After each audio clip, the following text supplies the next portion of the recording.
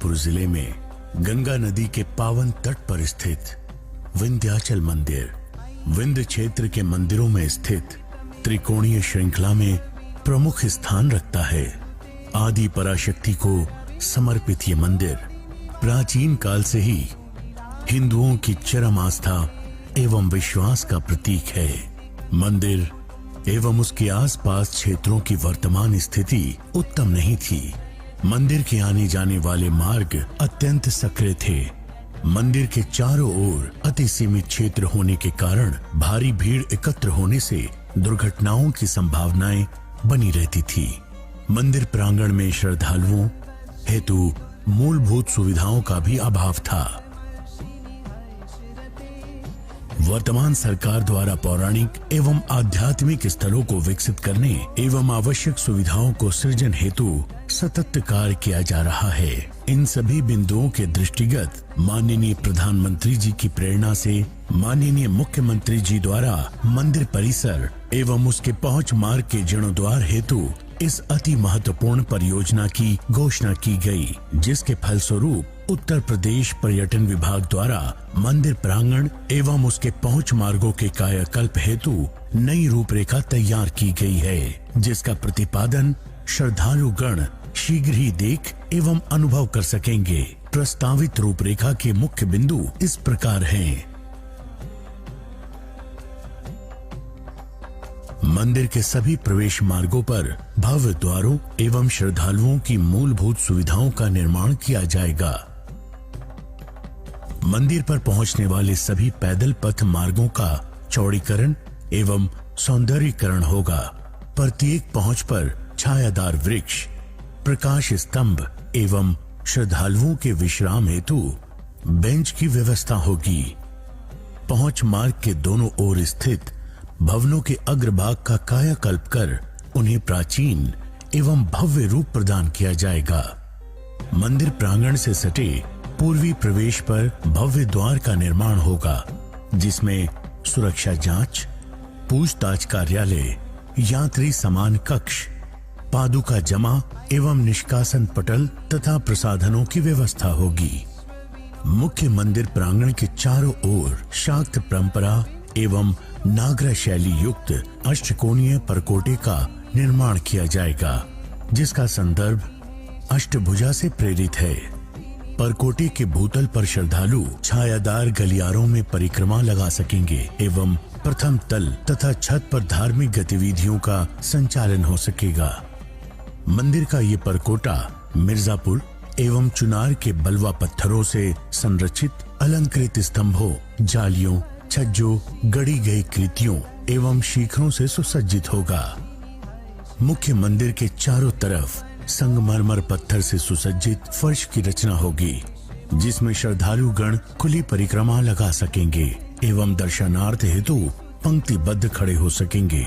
मंदिर प्रांगण से पक्का घाट को जाने वाले मार्ग का चौड़ीकरण एवं सौंदर्यीकरण होगा, जिससे दर्शनार्थी गंगा दर्शन का भी लाभ उठा सकेंगे। मंदिर परकोटा से सटे दक्षिण पूर्वी कोण पर एक विशेष यज्ञशाला का निर्माण होगा एवं मंदिर के पश्चिमी भाग पर अति विशिष्ट आगंतुकों हेतु विशेष प्रवेश द्वार, पार्किंग एवं विश्राम कक्ष की व्यवस्था होगी।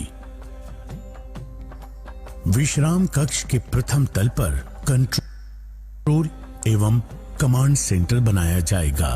प्रस्तावित संरचना में वृद्धों एवं दिव्यांग जनों के विचरण हेतु विशेष ध्यान दिया जाएगा। अंततः इस परिकल्पना का मूलभूत उद्देश्य इस ऐतिहासिक धरोहर को पुनर्जीवन, पुनरास्था एवं पुनर्चेतना प्रदान करना है, ताकि मंदिर में आने वाले श्रद्धालु एवं आगंतुक अच्छे अनुभवों के साथ धार्मिक क्रियाकलापों का प्रतिपादन कर सकें और आने वाले दिनों में ये परिकल्पना भारत के मुख्य मंदिरों में अभूतपूर्व उदाहरण प्रस्तुत कर सकेगी। हम सभी का परम सौभाग्य है कि इस परियोजना का शिलान्यास एवं भूमि पूजन आज माननीय गृह एवं सहकारिता मंत्री भारत सरकार श्री अमित शाह जी के कर कमलों द्वारा संपन्न हो रहा है।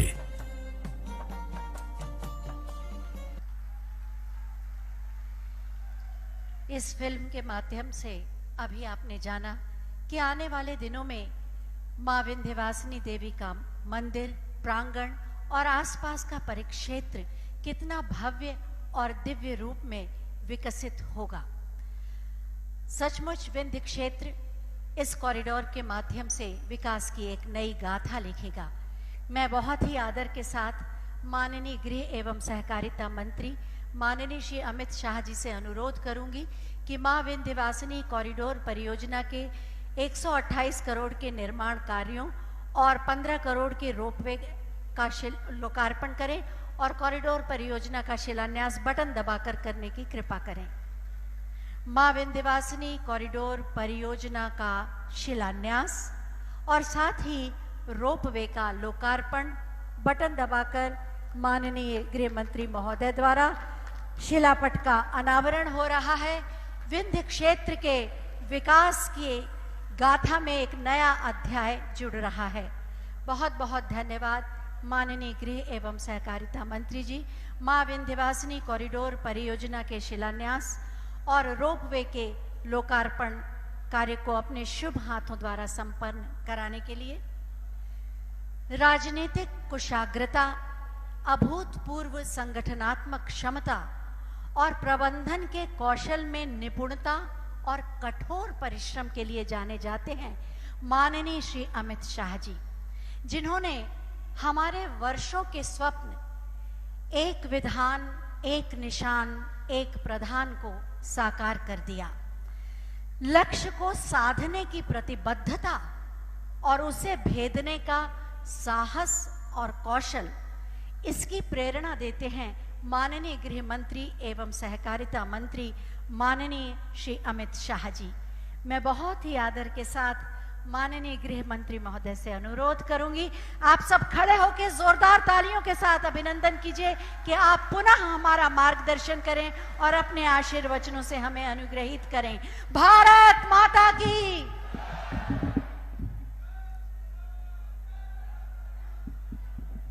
मेरे साथ बोलिए,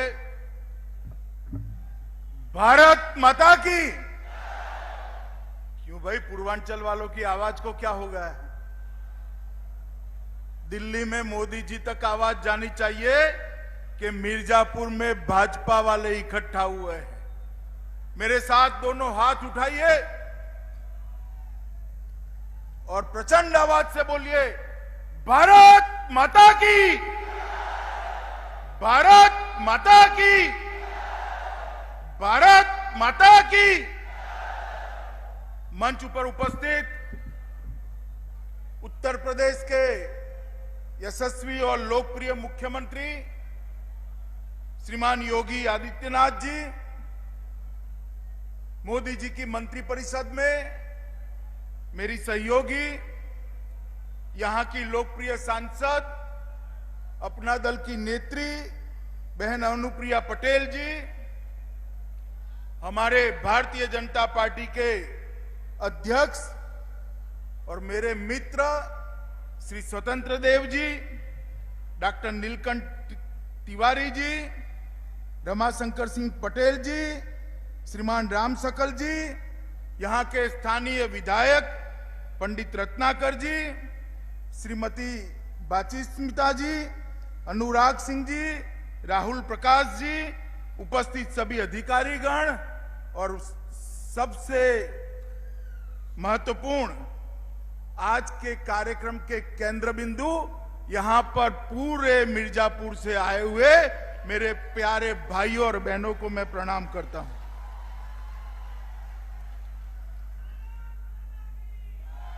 मित्रों, बहुत समय के बाद उत्तर प्रदेश में आया हूं मैं।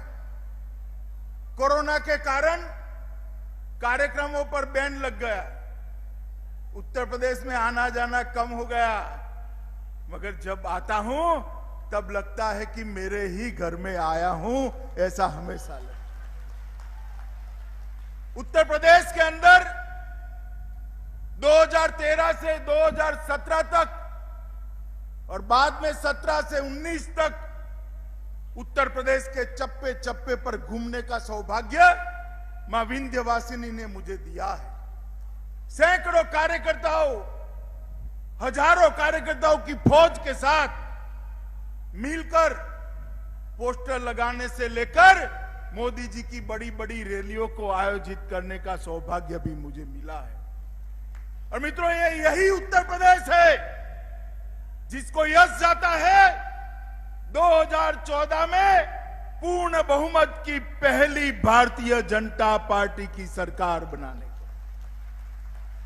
यही उत्तर प्रदेश है जिसको यश जाता है सर्वाधिक सीटों के साथ देश भर में 300 सीटों के साथ भारतीय जनता पार्टी की सरकार बनाने का।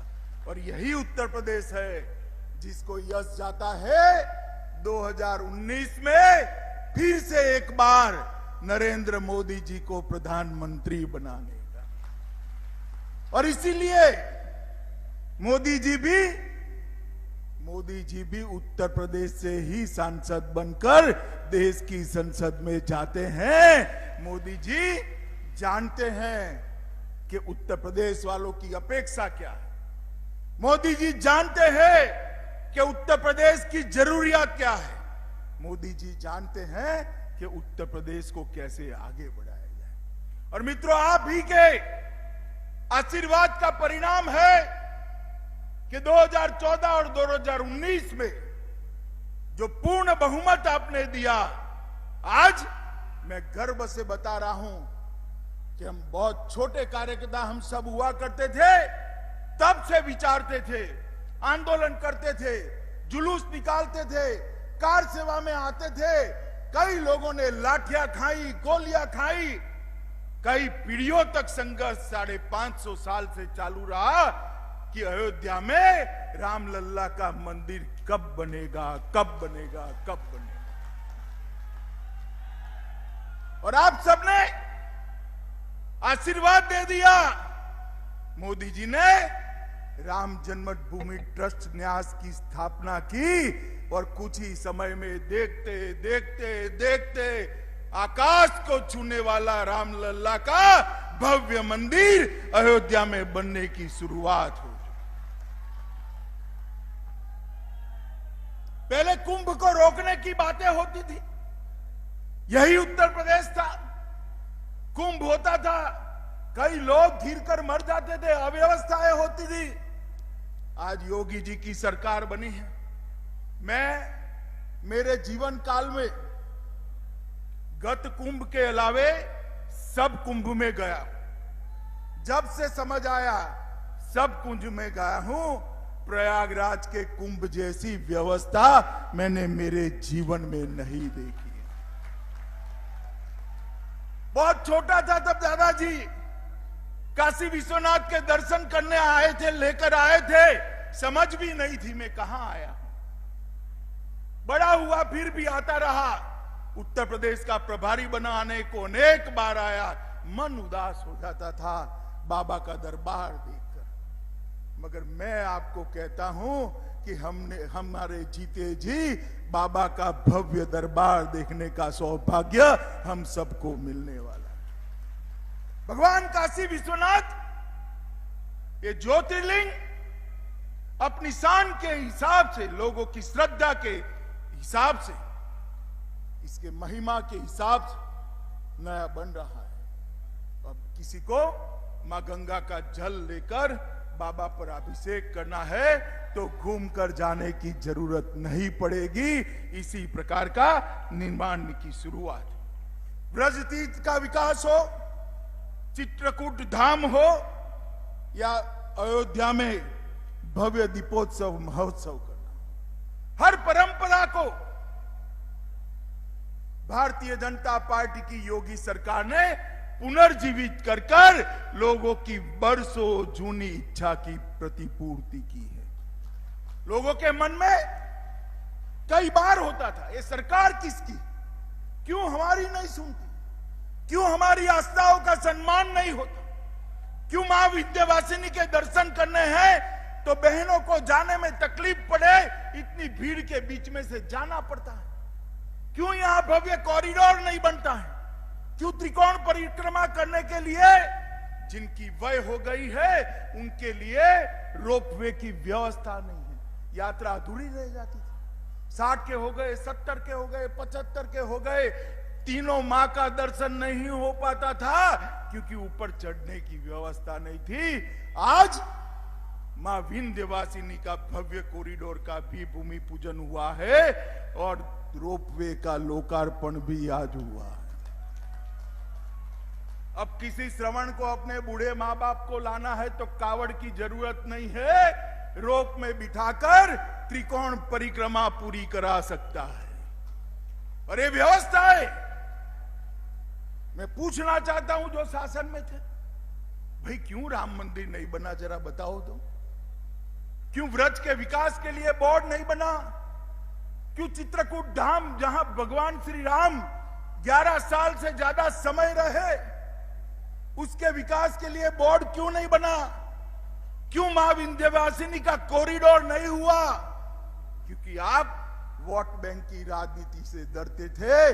Bharatiya Janata party vote bank की राजनीति से नहीं डरती है। ये सारे विकास के जो काम हो रहे हैं, आज विशेषकर विंध्यवासिनी के शरण में मैं भी आया हूं, हमारे सारे नेता भी आए हैं। मां विंध्यवासिनी रामायण के समय से लोगों के कष्ट काटती। कहते हैं अगस्त्य जी ने विंध्य को नमाने की ताकत यहीं से प्राप्त की। मां विंध्यवासिनी को ही महिषासुर मर्दनी कहते हैं। मां विंध्यवासिनी को कई लोग कृष्ण की बहन भी मानते हैं। और ये सब श्रद्धा की अभिव्यक्ति आज बहुत अच्छे तरीके से हो पाए, इस प्रकार की व्यवस्था। ये मां जो यहां विराजमान है, उसमें चारों वेदों का वास है। ब्रह्म मुहूर्त में मां का बाल स्वरूप का दर्शन होता है, मध्याह्न में युवा स्वरूप का दर्शन होता है, शाम में मां प्रौढ़ स्वरूप में दिखती है और चौथे रूप में देर रात को वृद्ध स्वरूप में दिखाई पड़ती है। आज मैं मध्याह्न में दर्शन कर कर आया हूं। कहते हैं जो मध्याह्न में विंध्यवासिनी की प्रार्थना करता है उसको अर्थ की प्राप्ति होती है। और मैंने वहां पर उत्तर प्रदेश के सुख और स्वास्थ्य की वृद्धि के लिए मन से मां विंध्यवासिनी को मैं प्रार्थना कर कर आया हूं। उत्तर प्रदेश के अंदर जब से भारतीय जनता पार्टी की सरकार बनी, योगी आदित्यनाथ जी इसके मुखिया बने, ढेर सारे काम हुए। और आज यहां पर मंदिर पराकोट का निर्माण, परिक्रमा पथ का निर्माण, रोड व मैग्नेट मेन गेट की व्यवस्थाएं, मंदिर के गलियों के फसाड ट्रीटमेंट का कार्यक्रम, मां विंध्यवासिनी को आने जाने वालों को जोड़ने का, रोड जोड़ने का कार्यक्रम, विंध्याचल मेरा परिक्षेत्र में पार्किंग, शॉपिंग सेंटर, कई प्रकार की व्यवस्थाएं आज यहां पर शुरू होने जा रही है। मैं योगी जी को हृदय से बधाई देता हूं कि सभी वयस्क यात्रियों को, देश भर के यात्रियों को आपने जो ये आज रोपवे बनाया है, वो किसी श्रवण को कावड़ उठाने की जरूरत नहीं रहेगी। वो अपने मां बाप को लेकर यात्रा करा पाएगा। मित्रों, जब से मोदी जी की सरकार बनी, गरीबों, पिछड़ों, दलितों, आदिवासियों के लिए इस सरकार ने ढेर सारा किया। अभी बहन अनुप्रिया ने कहा, मोदी जी ने अभी बहुत बड़ा एक फैसला लिया है।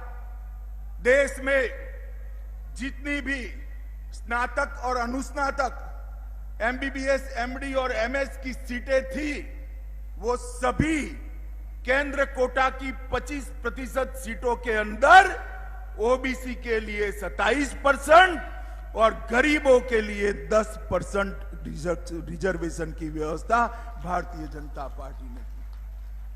हमेशा ओबीसी मतदाताओं के, पिछड़ों के वोट लेकर राज करने वाली कांग्रेस और स्थानीय पार्टियां कभी इसके कल्याण के लिए काम नहीं।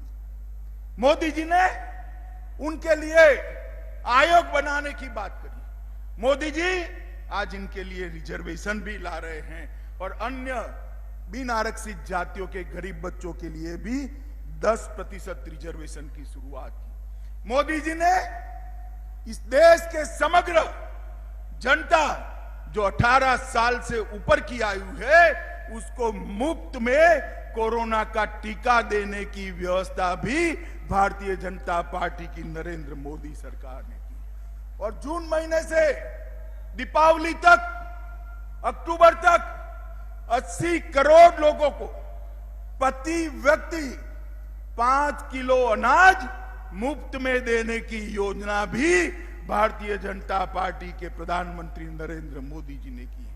मैं मानता हूं इससे बड़ा कोई काम नहीं हो सकता।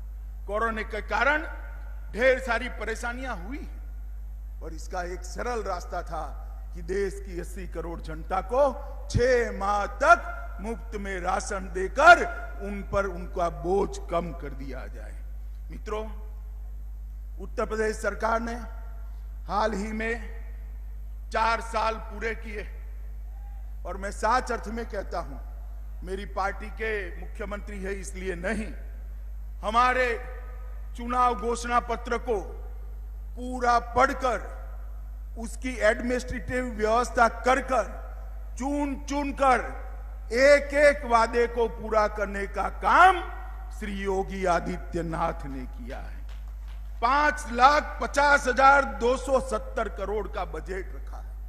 योगी जी ने $1 ट्रिलियन की अर्थव्यवस्था का लक्ष्य रखा है और मुझे विश्वास है आपका आशीर्वाद फिर से मिलने वाला है और मोदी जी की 5 ट्रिलियन का लक्ष्य भी पूरा होगा और योगी जी का $1 ट्रिलियन इकोनॉमी का लक्ष्य भी पूरा होने वाला है। और मोदी जी ने जो गरीब कल्याण की योजनाएं बनाई है उसमें से 44 योजनाएं ऐसी है जिसके क्रियान्वयन में उत्तर प्रदेश सब सरकारों में देश भर में नंबर 1 है, नंबर 1 है। मित्रों, आज मैं इतना ही कहना चाहता हूं। कोरोना की 2 लहरें आई, 22 करोड़ से ज्यादा आबादी, पूरे यूरोप से ज्यादा आबादी रखने वाला है उत्तर प्रदेश।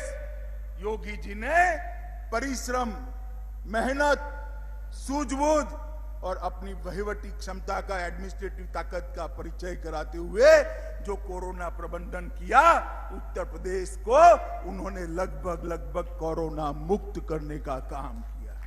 सबसे ज्यादा वैक्सीनेशन यहीं पर हुई और सबसे ज्यादा टेस्टिंग भी यहीं पर हुई। सबसे ज्यादा बेड का निर्माण यहीं पर हुआ है। 1,80,000 कोविड बेड की उपलब्धता करी, 541 ऑक्सीजन प्लांट बनाने का काम चल रहा है, 194 बन गए हैं। बच्चों के लिए निःशुल्क दवाई किट देने का काम किया और निराश्रित बच्चों के लिए मुख्यमंत्री बाल सेवा योजना की शुरुआत की।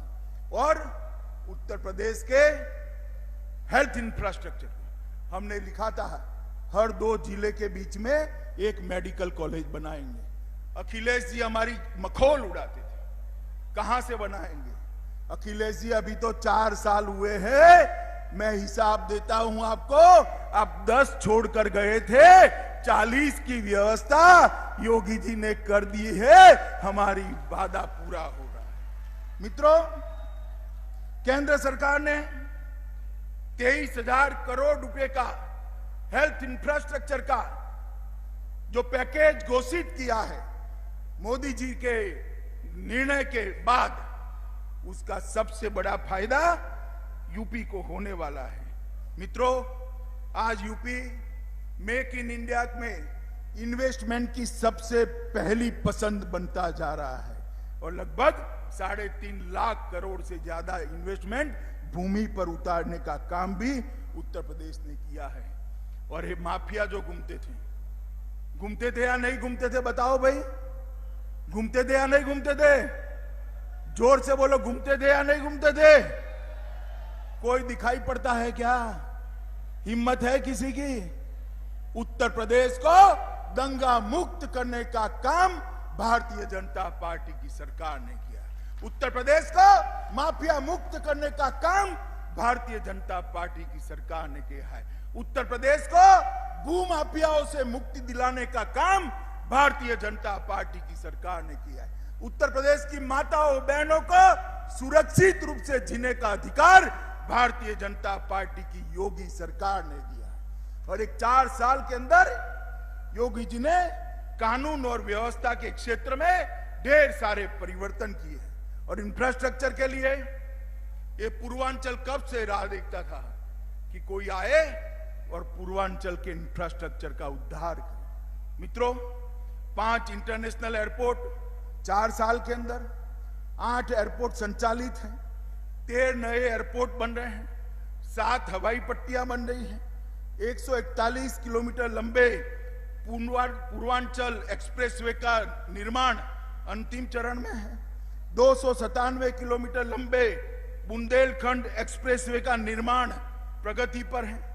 594 किलोमीटर लंबा गंगा एक्सप्रेस इसका भूमि अधिग्रहण चल रहा है, 91 किलोमीटर लंबा गोरखपुर लिंक एक्सप्रेसवे कार्य प्रगति पर है, बलिया लिंक एक्सप्रेसवे को मंजूरी दी है, 14,160 किलोमीटर सड़कों को चौड़ा कराया गया है और 14,935 किलोमीटर सड़कों को नया बनाया है, जिसमें 519 छोटे बड़े पुलों का निर्माण किया है।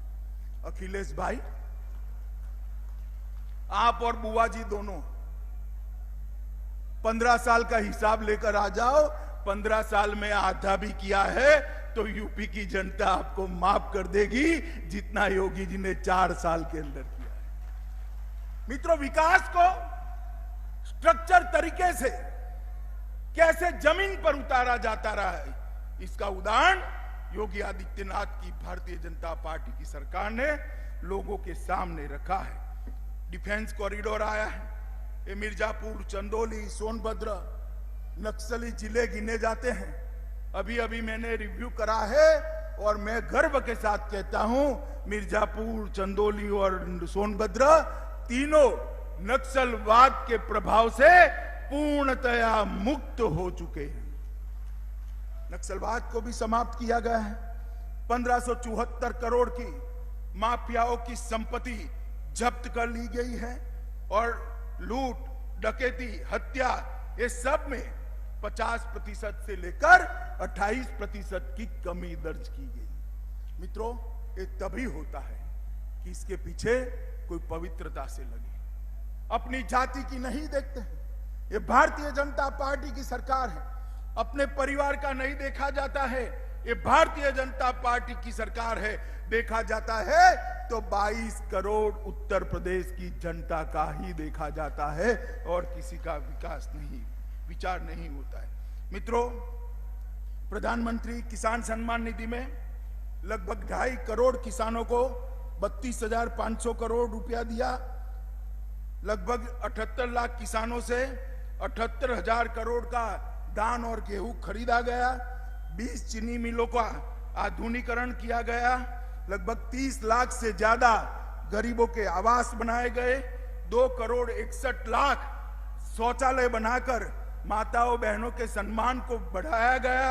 सौभाग्य योजना में 1 करोड़ 24 लाख गरीबों के घर में बिजली पहुंचाने का काम किया।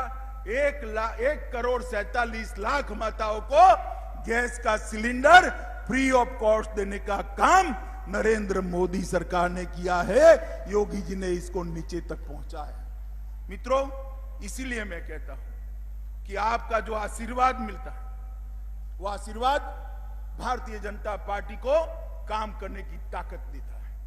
आपका जो आशीर्वाद मिलता है, वो आशीर्वाद किसी व्यक्ति विशेष के लिए नहीं है, देश के 135 करोड़ की जनता के लिए है। आपका जो आशीर्वाद मिलता है, देश के 80 करोड़ गरीबों को मिलता है। आपका आशीर्वाद जो मिलता है, वो कितनी छोटी कुमारिकाओं, बच्चियों को मिलता है जिनको एक सुरक्षित माहौल पूरा करने का काम करते हैं। आपने भारतीय जनता पार्टी को 2014 में आशीर्वाद दिया, 2017 में दिया, 2019 में दिया। मैं बरोबर यही था, सब अटकलें लगाते थे। कांग्रेस और सपा इकट्ठा हो गए, सपा, बसपा और कांग्रेस सब इकट्ठा हो गए, मगर आप नहीं रही। आपका आशीर्वाद बढ़ता ही गया, बढ़ता ही गया, बढ़ता ही गया। मुझे भरोसा है 2022 में भी आपका आशीर्वाद भारतीय जनता पार्टी की योगी सरकार को जरूर मिलेगा और अभी से भी प्रचंड बहुमत के साथ हम सरकार बनाकर यूपी की सेवा के लिए कटिबद्ध हो। मित्रों, ब्रह्मर्षि सरभंग और महर्षि अगस्त्य की ये भूमि के अंदर आज मुझे भी मौका मिला है मां विंध्यवासिनी का धाम का जो पूरा परिदृश्य बदलने का एक बहुत बड़ा प्रोजेक्ट डाला गया है, इसमें हिस्सा लेने का मैं इसलिए उत्तर प्रदेश सरकार का आभारी हूं और आप सब का भी बहुत हृदय से आभार व्यक्त करना चाहता हूं कि इतनी बारिश की संख्या में, इतनी बड़ी संख्या में आप लोग आए। आप सभी का बहुत बहुत धन्यवाद कर मेरी बात को समाप्त करता हूं। भारत माता की, अरे जोर से बोलिए जरा, भारत माता की, भारत माता की, वंदे मातरम। बहुत बहुत धन्यवाद माननीय, आपके मार्गदर्शन और प्रेरणादायी उद्बोधन के लिए, उस हौसले को देने के लिए जिससे हम सब मिलकर नए और आत्मनिर्भर समृद्ध उत्तर प्रदेश का निर्माण कर सकें। आप सबका बहुत बहुत धन्यवाद। मैं चाहूंगी कि अब कार्यक्रम समाप्त हो रहा है। आप सभी का बहुत बहुत धन्यवाद। आप इस कार्यक्रम में आए माननीय गृह एवं सहकारिता मंत्री जी, माननीय मुख्यमंत्री जी, माननीय मंत्रीगण, माननीय सांसदगण, माननीय विधायकगण, और आप सब यहाँ पर आए और इस ऐतिहासिक कार्यक्रम के साक्षी बने। आप सभी का हृदय की गहराइयों से बहुत बहुत धन्यवाद। अब ये आयोजन संपन्न होता है। मैं चाहूंगी अपने स्थान पर खड़े हो